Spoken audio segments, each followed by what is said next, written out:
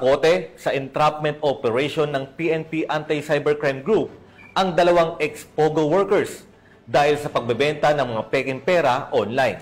Ang operasyong ito ay nagpapatunay na hindi tumitigil ang pambansang pulisya upang masawata ang mga taong may pananagutan sa batas. Ang detalye ng balita mula kay Patrolwoman Mary Grace Artizuela.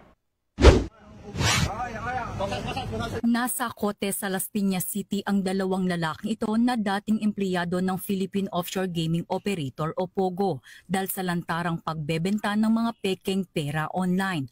Ayon sa PNP-ACG, nagsimula ang investigasyon matapos makatanggap ng report mula sa Bangko Sentral ng Pilipinas tungkol sa talamak na bentahan ng pekeng pera sa social media.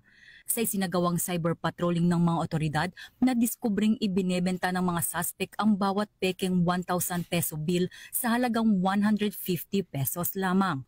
Sa pinagsanib na pwersa ng mga operatiba ng Northern at Southern District Anti-Cybercrime Team, matagumpay na naaresto ang dalawang individual sa isinagawang entrapment operation. Nasabat ang nasa 150 piraso ng pekeng pera mula sa mga suspect.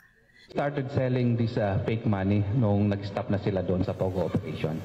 So kaya nga meron pa kaming tinitingnan sa likod nitong dalawang taong ito na nahuli natin at baka meron pang mas malaki na tao. Kinasuhan ang mga naaresto sa paglabag sa Article 168 o ang illegal possession and use of false treasury or banknotes and other instruments of credit na may kaugnayan sa Cybercrime Prevention Act of 2012.